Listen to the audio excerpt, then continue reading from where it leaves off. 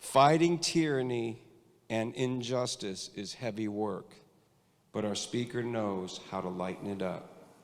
Please welcome our dear brother, John Mishner. Thanks, Rusty. That's quite a resume, brother. Do you even know who Dave Grohl is? I don't have a clue. Hey, all you people online, text him a picture of Dave Grohl, would you? So let me show you this graphically. Let's start with my logo. Oklahoma's United for Life, there's a tree. But what's below the tree, where it says for life? There's the roots, which are just as important. You don't have a healthy tree without the roots. So we're all living at ground level in our culture, and what's happening is 20 babies in my state are being murdered today. What can I do about it? Well, there's a couple of different directions we can work to save those child's lives and save the souls that are guilt-ridden and stained with that innocent blood. What can we do? All of us together individually can work at the grassroots level. One-on-one teaching, training, evangelism, and ministry. That's our job. Day in and day out, we have to do those things. That's training and evangelism. But the top of the tree represents leadership. Now, you and I can teach and preach and convert people on a daily basis, but I firmly believe we will never be able to convert enough people to just outright stop abortion and all the evils in the world, because our culture and our state schools are turning out pagan, heathen, secular, agnostic, atheist kids way faster than we can convert people. So if you want it to stop, just converting people isn't good enough. We need leadership. We need people with real authority and power to actually stop bad behavior. And that's why leadership is important. Think about driving here today. You know, there's a speed limit out there. It's 70 miles an hour. Did anybody blow by you doing 100 miles an hour on the way here? Probably not very many, right? Why are they not going faster?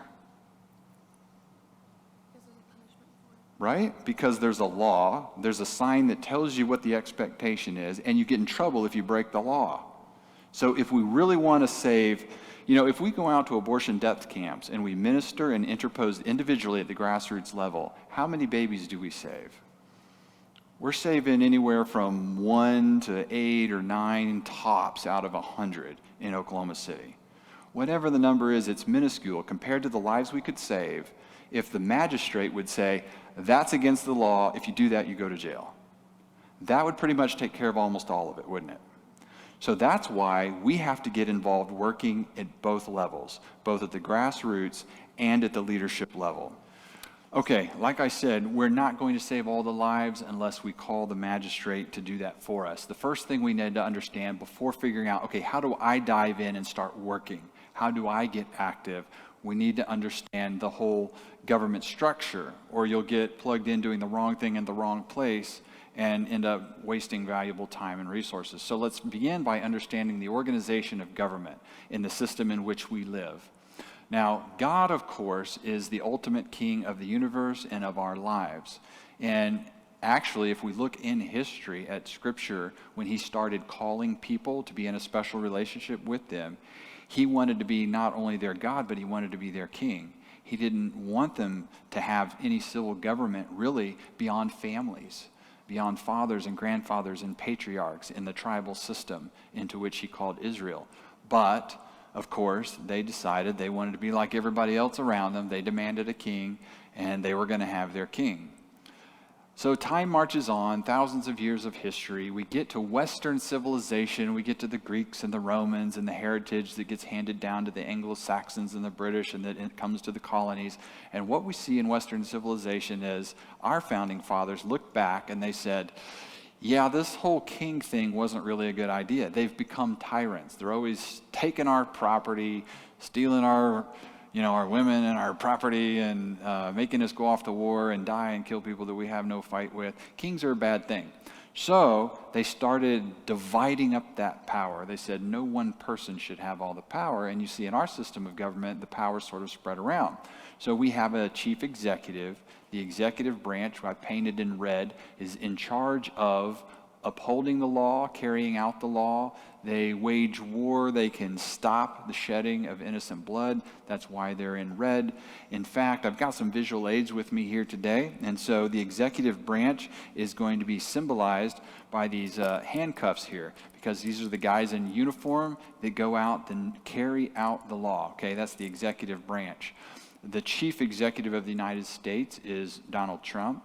The chief executive in any state in the union is the governor, right? He's the top law enforcement officer in the state.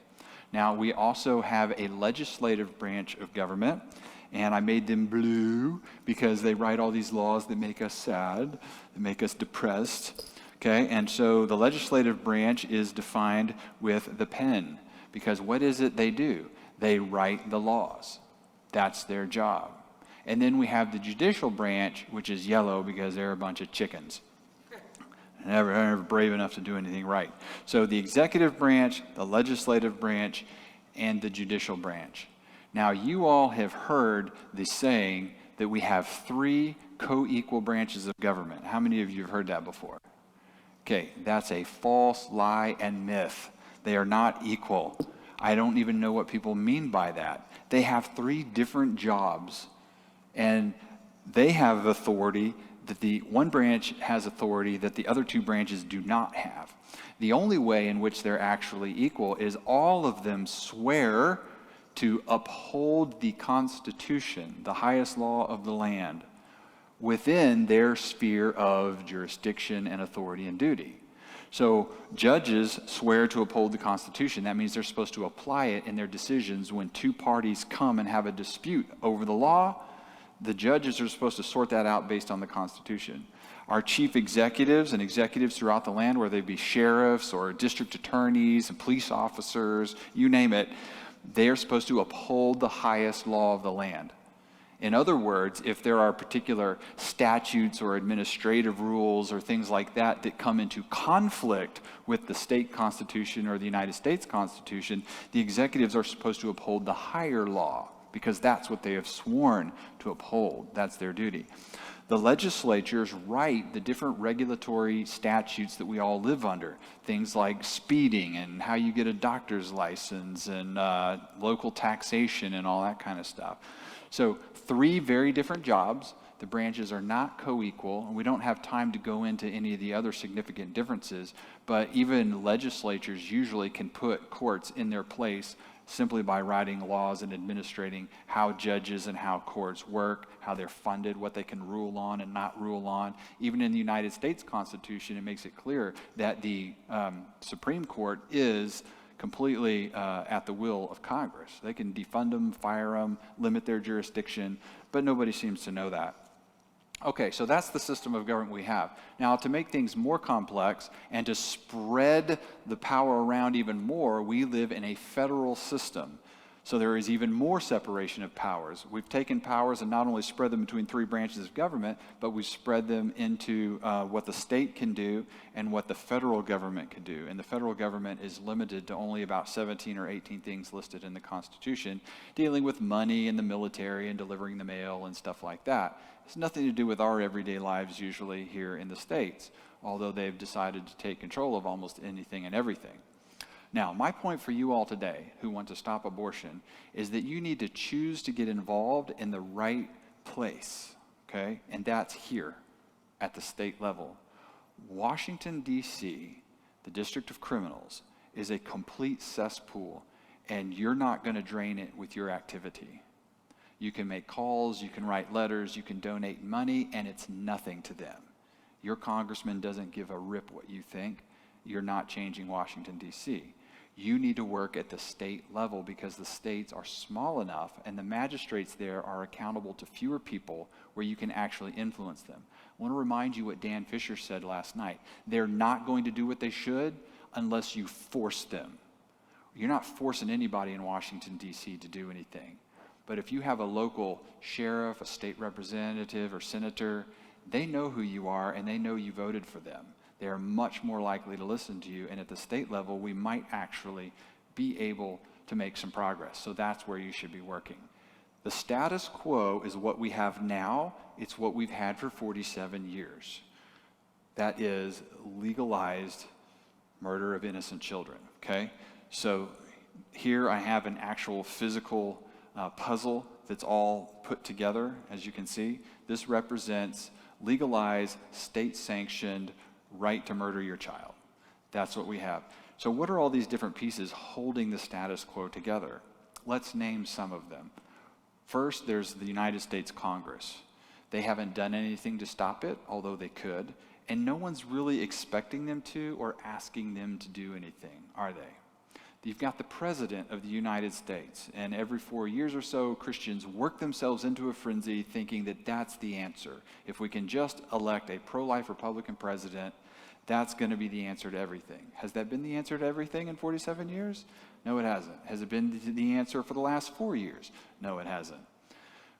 But the thinking has always been, well, this pro-life president is going to elect pro-life judges to the United States Supreme Court, and they're going to change their mind all of a sudden about Roe v. Wade. Has that happened? That hasn't happened. All these pins in the puzzle are still firmly in place. Nothing's moving, nothing's coming out, status quo is not changing. The puzzle is staying together. State legislatures is the other area where we see a lot of work happening.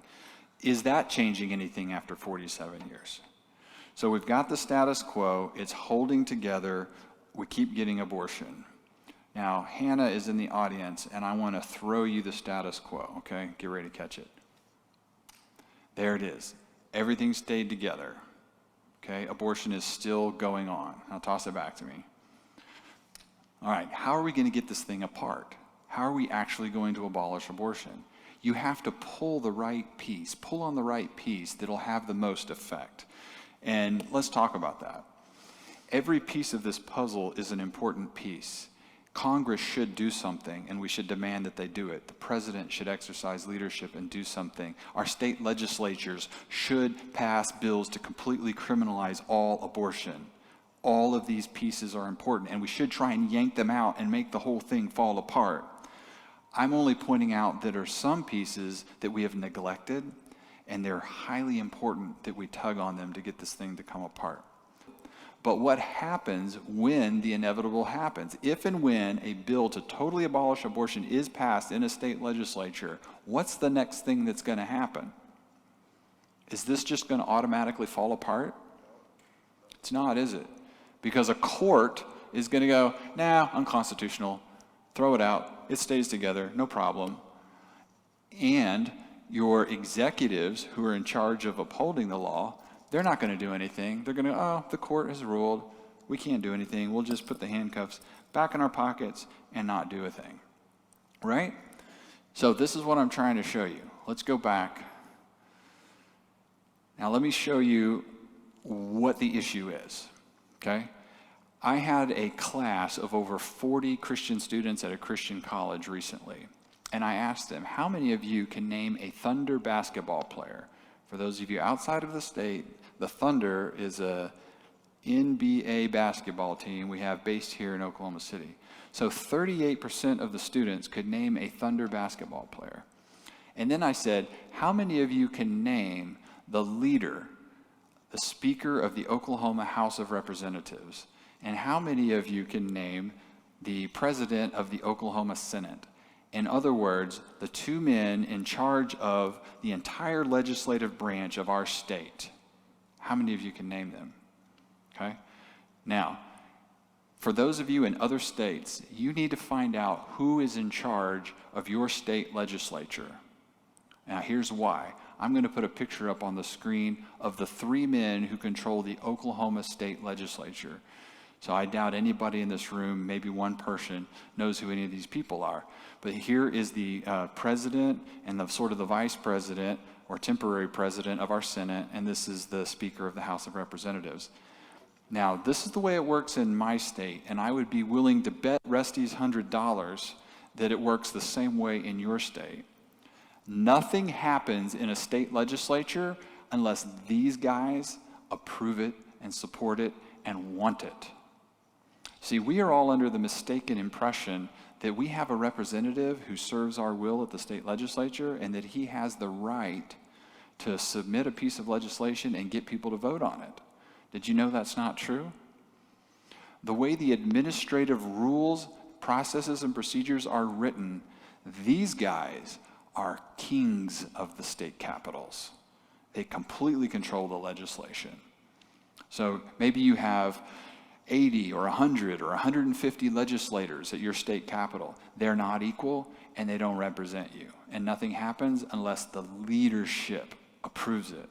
That's why it's important to know who these guys is. But it's also the reason you can't get anything done. They're not scared of you because you don't know who they are. They're hiding in anonymity without fear from you. So, again, asking the students, 0. Over 40 Christian students in the state. They could not name a person in charge of our state legislature.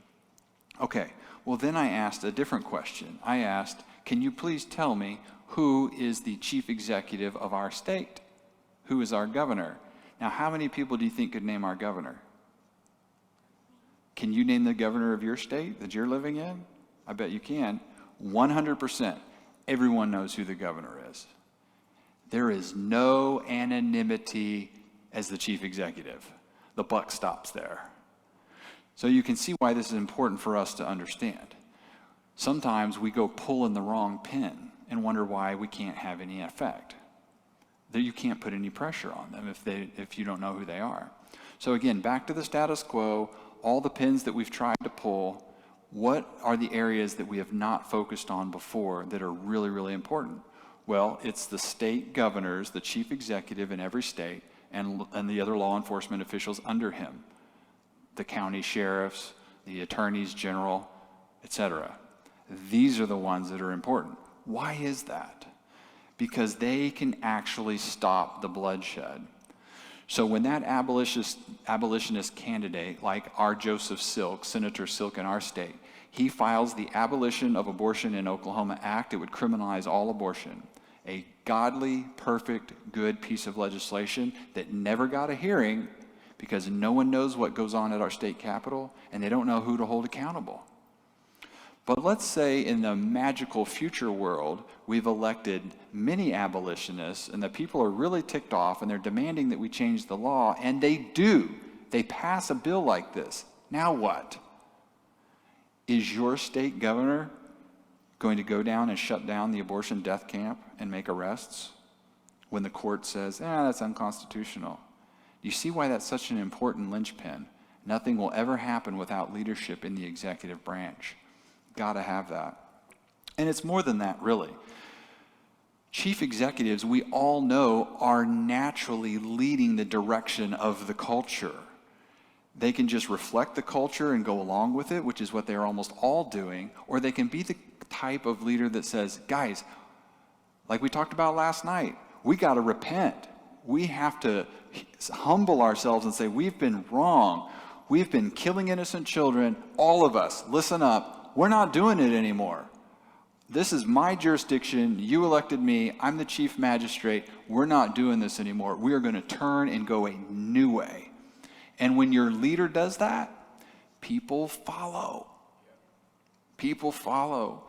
So even if this chief executive thinks that we need to change the local statutes first in the state legislature, he can actually drive that to happen through his leadership. Now, our governor in our state has been in office for about 1.5 years.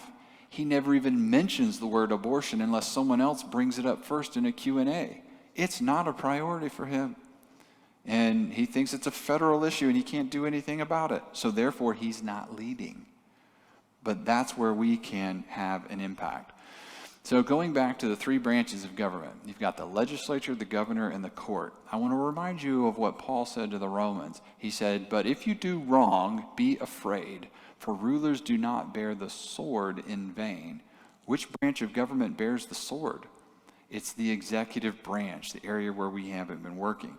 So if, for example, we had a governor that said, we're going to abolish abortion in our state. There are laws on our books against murder. It's criminal to murder in our state. We're going to start enforcing that law. And by the way, I've sworn to uphold the Constitution of Oklahoma. I've sworn to uphold the Constitution of the United States. I don't care what state you live in. Every single state constitution says that every person has a right to life, that they cannot be killed without due process of law. That's in every state constitution. You look at the 5th and the 14th Amendments of the United States Constitution, we also all have a right to life, and we cannot have our lives taken without due process of law. So any governor, any chief executive, whether in a county or a state, can say, I'm going to do my duty, uphold the highest law of the land, and we're going to abolish abortion immediately. And you, state legislature, go fix the laws right now so we can prosecute people. That kind of leadership changes everything. That's the chief executive linchpin right there being pulled out. And then what happens to the status quo? Jonathan, catch the status quo now. It's in pieces all over the place. Abortion's over because of leadership in the executive branch. So important. Okay, let's wrap this up for today. Let me ask you, I just mentioned this, but I want you to see it graphically for those of you who are visual and need to see it online. I'm asking which is greater. On one side, we're going to put the pro-life statutes that regulate abortion. I want you to realize that all the pro-life laws that have been passed for the last 47 years only regulate abortion. They're actually complying with Roe v. Wade and other rulings talking about the right to an abortion. So they're not helping to end it at all. They're just more firmly entrenching it in law. So you've got these laws regulating abortion on one side. And these are just state statutes. On the other side, you have God's law that says you shall not murder, kill innocent human beings. You have the United States Constitution that protects the right to life and guarantees equal protection of the laws in the 5th and the 14th Amendments. You have state constitutions that guarantee the right to life. And in every state, you have homicide codes that could be applied to abortion. In Oklahoma, our homicide code even says that it pertains to preborn human beings. It spells it out. We define murder. We define abortion as murder in the Oklahoma state statutes. We just don't prosecute it if you did it according to the regulatory letter of the law. But I ask you, which are greater? Just enforce the higher law. Problem solved. Leadership. So important. So what are most governors doing right now? They almost all in the red states call themselves pro-life, don't they? So as I put a list up here of all the things that our governor is currently doing to fight abortion, ask yourself what your governor in your state, who calls himself pro-life, is doing to fight abortion. And again, is it just sitting around believing the right things, checking the right boxes on his pro-life surveys? That's kind of what they're doing. Is that a live faith or a dead faith? What should governors be doing? Here's what I suggest. Now, the rules are different in different states depending on what their abilities are, but some examples are many chief executive officers can call for special sessions of their legislature. So if they think they need to clean up the statutes first to make it easier to say, here's what we're going to do, I'm going to abolish abortion because the statutes were just fixed, we just passed this abolitionist bill, well, he can lead and say, I want it on my desk. If you don't put it on my desk, I'm not signing the budget. I'm not helping any of you guys campaign or get reelected unless you put this on my desk. And he can put them in special session. He could reference the higher laws that we just talked about and announce, I'm going to stop this immediately. I'm going to send armed personnel down to the death camps, like when the Allies marched into Auschwitz and Dachau and shut them down. He has the legal power, authority, and duty to do it tomorrow. Every governor does. Assign your men to go down there and block the driveway. I shouldn't have to go down there and block the driveway and risk being thrown in jail. The cop who comes down to harass me should be standing next to me going, I swore to uphold the Constitution. No, you're not coming in here today. This is a butcher mill. You may not come in here today. That's what our executive branch should be doing based on the higher law. And they could do that tomorrow. So use those state police, shut the places down. He could also exercise leadership by calling on the district attorneys and the sheriffs out there in every county. He could just say, if there's a death camp in your county, make it an abortion-free county. I support you. We will support you in doing that. We'll applaud you. We'll have positive press releases. We'll get people all over the country following your example. Where is the leadership? So here's your leadership homework. Not to be done at home necessarily. I want to highlight the work part of it because that's what this is about today. So let's run through different ways that you can, now that you understand the political process, the governing structures, where to apply pressure, how do you get involved? Okay, number one, target your agitation. Don't just say, oh, there's this pro-life thing over here, or there's this abolitionist thing over here that I want to go do, and I'm just going to go run off and do that. Ask yourself, what's its effect going to be? Is this the right place to agitate? Is this the right place to get involved? And you need to target it with those who actually have the legal duty and authority to make a difference. So we're talking chief executives, legislators who can correct the law and establish justice, and judges who have gone rogue. These are the three areas, right? You need to ask yourself, where am I gifted? What am I interested in? Where are the areas where I should work? So you're going to scrutinize, okay, educate, and cajole these officials. I tried to pick verbs that you don't hear every day. Maybe they'll stick, because we're all about the action verbs today. What does it mean to scrutinize? It means you judge them. It means you look at their performance and say, that's good performance and that's really sorry performance. So when you scrutinize them, that's about getting in front of them with things like conservative indexes and freedom indexes and abolitionist indexes. And, hey, you ran this bill that discriminates against kids with no heartbeat and brainwaves. Hey, you ran this bill that says, yeah, you can go ahead and murder kids as long as you get this extra form signed to make sure you got permission from somebody. That's bad performance. So you're scrutinizing them. You educate them. That means you're bringing to them materials for them to read and consider. Things like videos from this conference and books from OSA and the Doctrine of the Lesser Magistrate from Matt Trewhella at Defy Tyrants. You're getting this information in front of them so that they can grow as magistrates. Sometimes you take on a job, you don't just automatically know everything you're supposed to do. You need training, you need education. Take it to them, what they should know. Cajole them. What does that mean? It means you prod them into doing what's right. It means you make a nuisance of yourself, calling and emailing and visiting their offices and saying, what are you doing? We need to abolish abortion. Here's what your job description is. Here is the oath that you swore. You need to do this, this, and this, and this. Don't you agree? And you just bug them to death with that. That's what that means. So those are things that you're doing. Next, contact your governor routinely, regularly, because no one's been doing that. They've gotten a free ride for decades. Everyone's been looking to the president and the United States Supreme Court and somewhat to state legislatures. Stop giving your governor a free pass, and you need to start cajoling him to uphold his oath of office, to uphold these higher laws. Remind him to obey God and not man. Next, when it comes to the state legislature, you need to start meeting with your state representatives. Some of you have only one house in your legislative body. I don't know what they call that person, a senator, a representative, an assemblyman, whatever. But find the person who says he represents you, and you need to go meet with that person. That's much easier than it sounds like. The reality is that they only represent a few thousand people, and usually only a few hundred people actually elect them. For example, in Oklahoma, a House rep represents about 35,000 people, but there may be only 4,000 or 5,000 people voted for him. So when you show up at the office, they listen to you.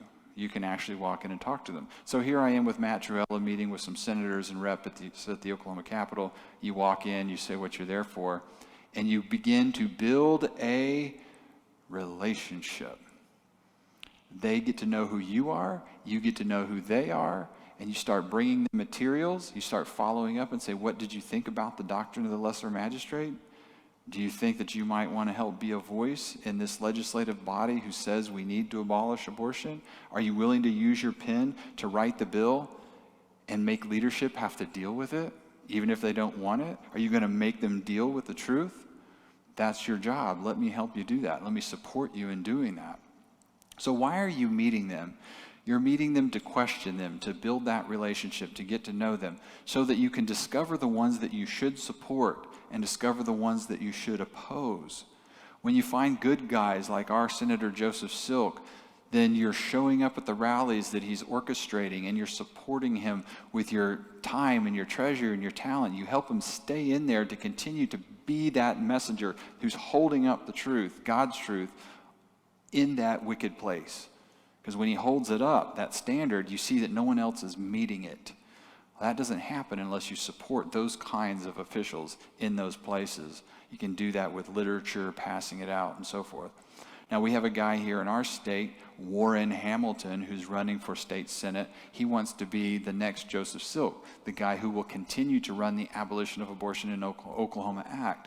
So states are on different calendars. They have elections in different seasons. It may have been in the spring. Maybe it's going to be in the fall. Ours is this summer. But you need to start asking around with people who have been involved in the political system. Hey, who's running? Who are the candidates? What's the next thing, the next 4 months in my state? And see if you can find an abolitionist candidate to support. So part of our homework for those of us who are here in Oklahoma, we're going to go out tomorrow afternoon and help this man campaign, because he's the only man running who says, I will seek to completely abolish abortion in state law, make it completely criminal. That's super important that we get that opportunity to say that, to hold up that standard. And since he's the only one willing to do that, we need to all rally to him with our time and with our resources and try and get him into the state capitol. And you need to be doing the same things in your state. If all you have is a bunch of state reps all over the place in your state that say, I'm pro-life, but they're actually not trying to call it murder and agree with God, those are the ones you need to replace. And you need to be finding someone willing to run against them, or maybe it's you. So, you need to prepare yourself with education and experience. Okay? We talked about the 3 branches of government. You need to be asking yourself, what am I interested in? What are my skills? What are my talents? What are my gifts? As I get older, am I going to want to be an executive? Am I willing to be a legislator and try and write the laws under which we all live? Do I want to get involved in the judicial system, maybe be a judge someday or be involved in that? And so that should guide some of your decision making. Are you going to go into law enforcement? Are you going to study law, get involved in a MBA program or a degree that it will lend itself more to understanding contract law and statutes and things like that? Where do you want to be involved? So start making those decisions now as you're young. Get experience. What I mean by that is like volunteer in the area where you think you might want to serve. Go up to the Capitol and be a page and a document runner so that you can see the cesspool and hear the gossip sessions and what's really going on behind closed doors and learn how it works up there, you know, or volunteer on a campaign for the kind of place that you want to get involved in. Help an executive campaign so that you see what that's about. Help a legislative campaign so that you see what that's about. Volunteer where you want to serve, but try and do it by finding an abolitionist candidate.